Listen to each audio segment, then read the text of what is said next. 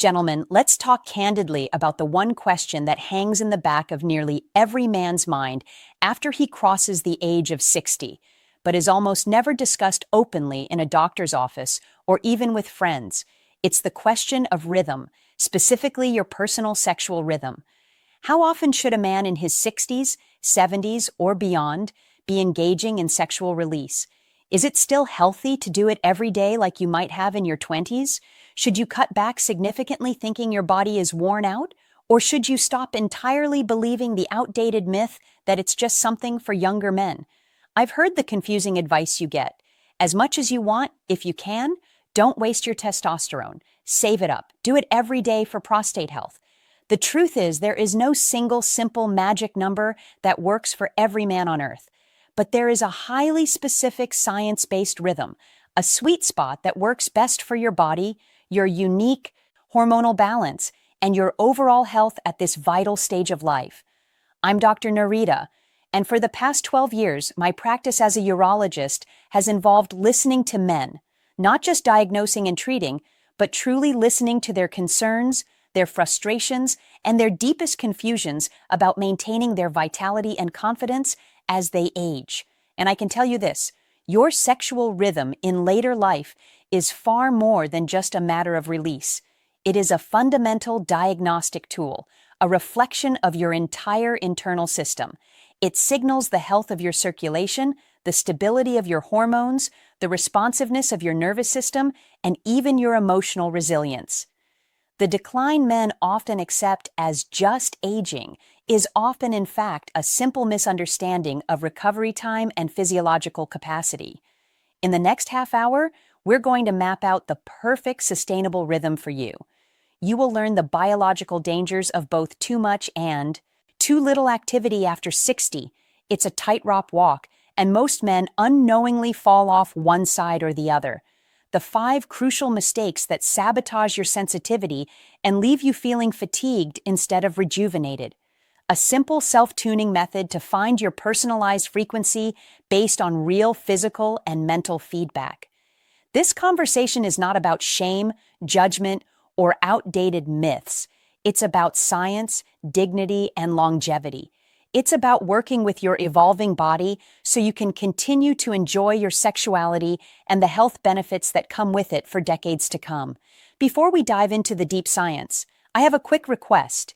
If you are serious about taking command of your health and appreciate this honest conversation, please hit the like button right now. It helps this information reach more men who need a clear, non-judgmental guide. And drop a comment below. Tell me, what's the single biggest myth about aging and male performance you've heard? Let's get this community talking. To truly find your perfect rhythm, you must first let go of the young man's mindset. When you were 25, your body was a high-octane racing engine.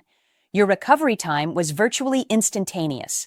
After 60, your body is still a magnificent engine, but it's now a finely tuned vintage performance machine. It runs best on specialized fuel, requires strategic rest, and absolutely demands proper maintenance.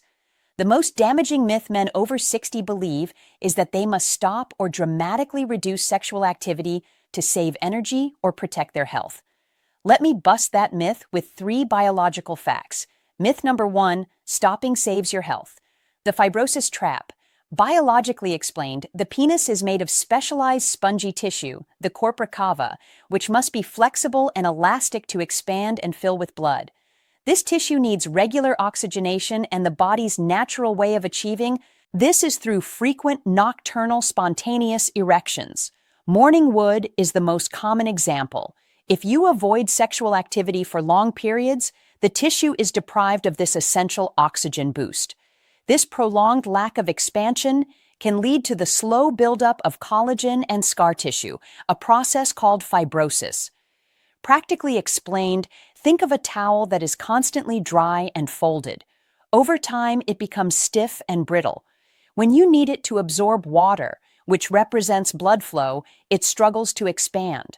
Fibrosis reduces the tissue's elasticity, making it physically harder to achieve and maintain full firmness. Emotionally explained, infrequency leads to a vicious cycle.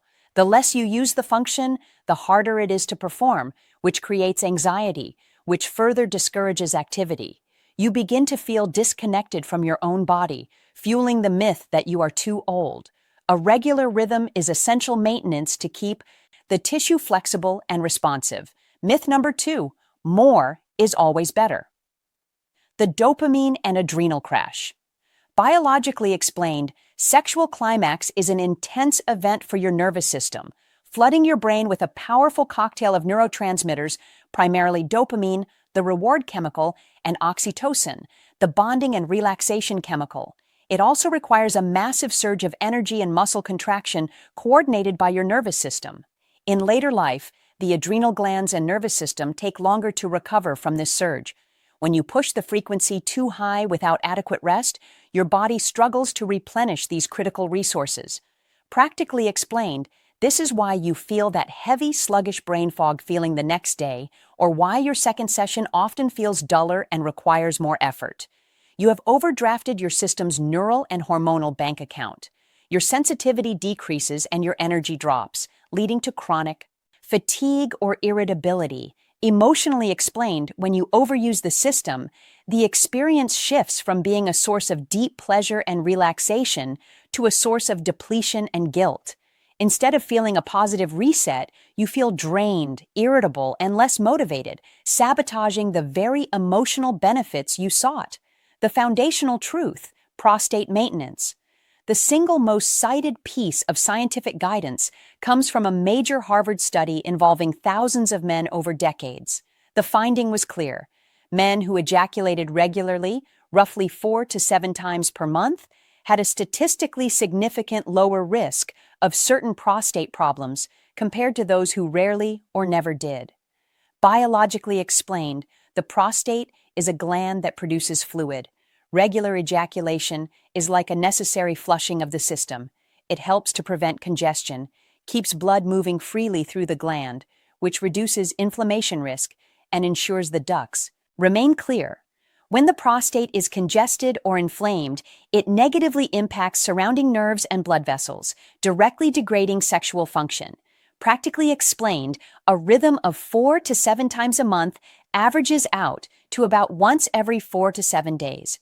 This frequency is the ideal minimum baseline for prostate health maintenance, serving as a powerful, natural preventative measure. The conclusion, after 60, the perfect rhythm is a delicate balance.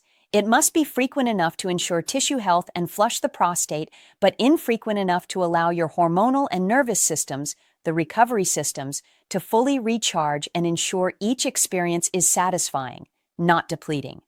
As a urologist, my clinical work has always gone beyond treating symptoms.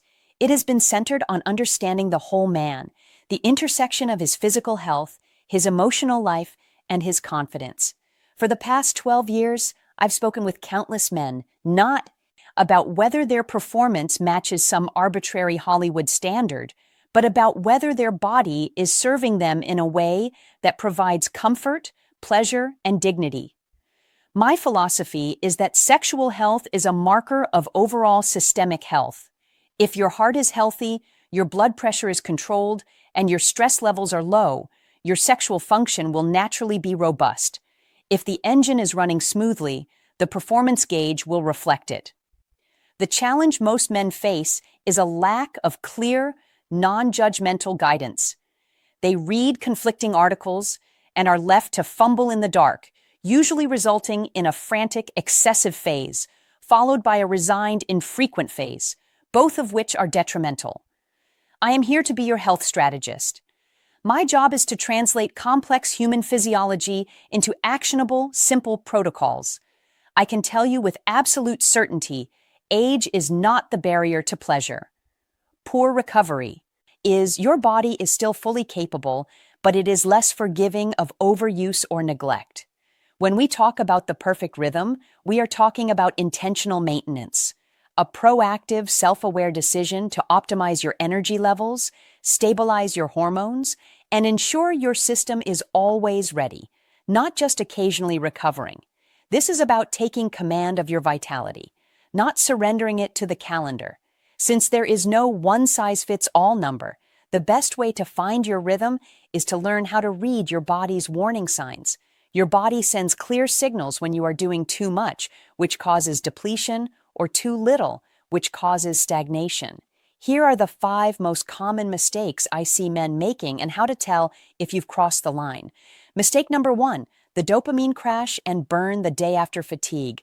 This is the classic sign of pushing frequency too hard without adequate recovery. The red flag, waking up the next day with a heavy, unshakable, sluggish feeling, mental fog, brain fatigue, or an unexplained dip in motivation or mood. It's a feeling of being subtly depleted, not pleasantly relaxed.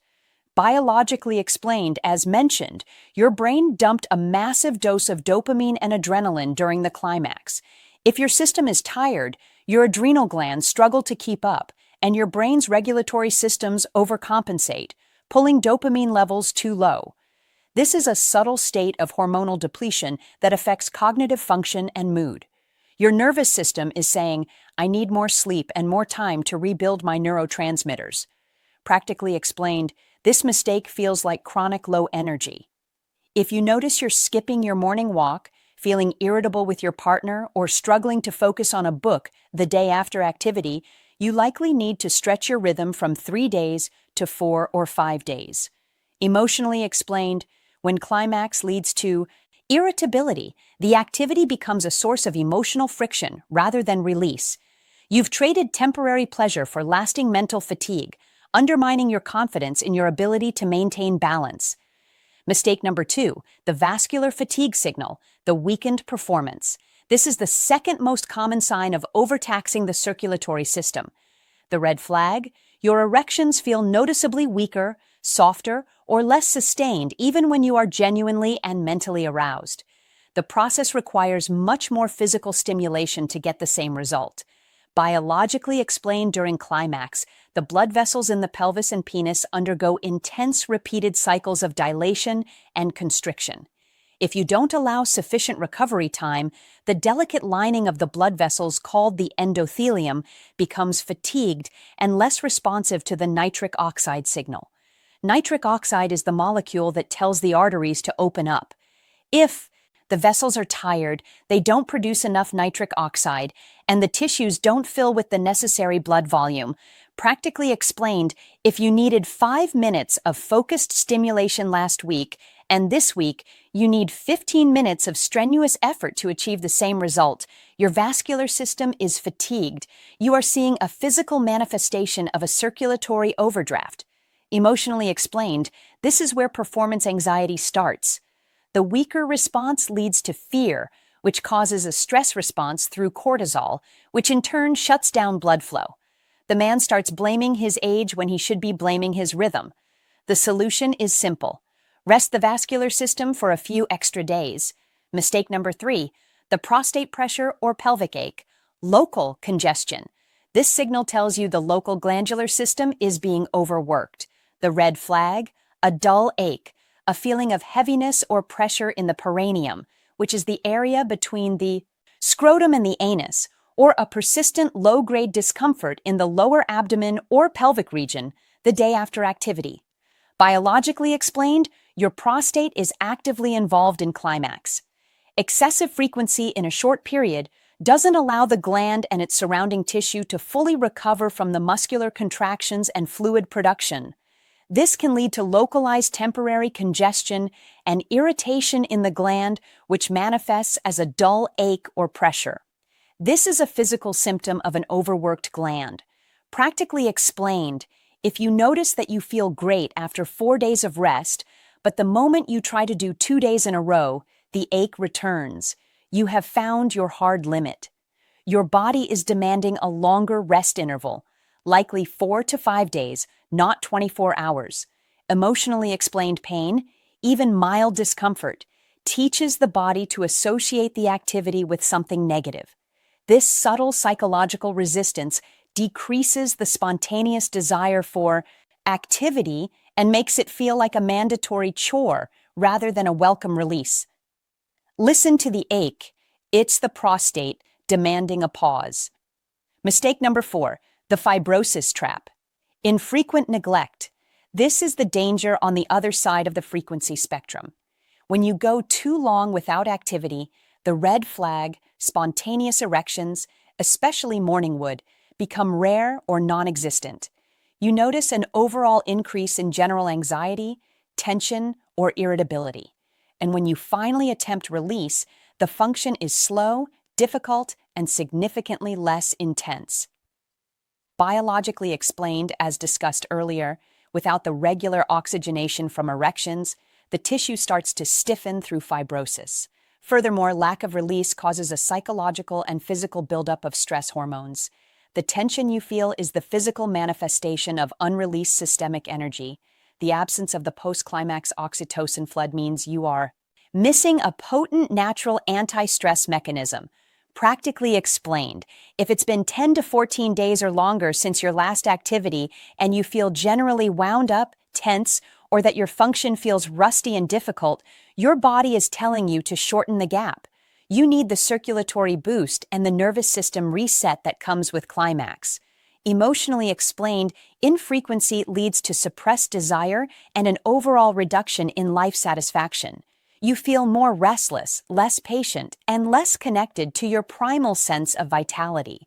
This mistake teaches your body that this function is optional and unimportant, speeding up the process of decline. Mistake number 5, the guilt and shame cycle, the emotional saboteur. This is the most subtle and damaging mistake of all, the red flag. You feel embarrassed, guilty, or stressed about why you are doing it, or feel compelled to hide it even from yourself.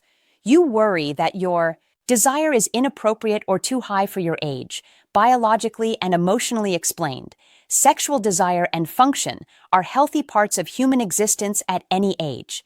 The moment you introduce guilt or shame, you activate the sympathetic nervous system, which is your fight-or-flight response. The stress hormone cortisol acts as a potent vasoconstrictor, literally tightening your blood vessels and shutting down blood flow. You can't be stressed, ashamed, and fully functional at the same time. The internal conflict sabotages the health benefits. The solution, the activity, must be viewed as intentional, healthy self-maintenance. It's a tool for stress reduction, prostate health, and tissue oxygenation. Reframe it from guilty pleasure to necessary vitality ritual. Give yourself permission for pleasure. For the vast majority of healthy men over 60, the scientific guidance points toward a sweet spot of once every 3 to 5 days. This frequency, which averages 6 to 10 times per month, optimizes the trade-off between the need for tissue oxygenation and the need for neural recovery. However, your specific rhythm requires self-tuning. Here is your complete action plan to establish, test, and maintain your perfect, sustainable frequency. Part 1. Establishing your starting rhythm. The rule: start with once every 4 days. For example, Sunday, Thursday, Monday, Friday. This is your initial baseline that satisfies the Harvard study's minimum range while ensuring recovery. The protocol: maintain this 4-day gap for a full 2 weeks. Use this time to establish the necessary supporting habits, including nutrition and sleep. Part 2. The self-tuning checklist, reading the feedback. After the 2 baseline period, you must objectively analyze the results using a 3-part checklist covering biological, emotional, and practical metrics. Adjustment A. Move to 5 days. If you answer no to more than 2 questions, particularly regarding recovery or local comfort, your rhythm is too short. Increase the gap to 5 days. Adjustment B. Move to 3 days. If you answer yes to all questions and you still feel a slight internal tension or restlessness by the 4th day, your rhythm is likely too long. Shorten the gap to 3 days. Part 3. The support system. Optimizing your engine maintenance. Frequency is meaningless if the foundational system is struggling. The secret to a robust 3 to 5 day rhythm is maximizing your natural resources. 1. Targeted vascular nutrition. Nitric oxide boost. Biologically explained, nitric oxide is the chemical signal that allows your arteries to relax and blood to rush in. Its production naturally declines with age. We must fuel its creation. The practical action: increase your intake of natural nitrates, beets and beet juice. one of the most potent natural sources. A small glass of beet juice daily provides a massive nitric oxide boost. Dark leafy greens, spinach, arugula. Consume 1 cup daily. The nitrates in these greens are converted into nitric oxide by bacteria on your tongue and then in your digestive system. L'arginine and L-citrulline. These amino acids are precursors to nitric oxide. Foods like watermelon, which contain citrine, and nuts and seeds, which contain arginine, are excellent sources. 2. Optimized hormone recovery. The sleep protocol. Biologically explained, testosterone, your primary male vitality hormone, peaks during your deepest, most restorative sleep cycles, including REM and deep delta wave sleep. Poor sleep directly translates to lower morning testosterone levels and a weaker spontaneous response. The practical action: treat sleep as a non-negotiable part of your sexual health. Dark and cool. Ensure your bedroom is completely dark with no digital blue light and slightly cool around 65 degrees Fahrenheit or 18 degrees C to facilitate deep sleep. Avoid screens 60 minutes before bed.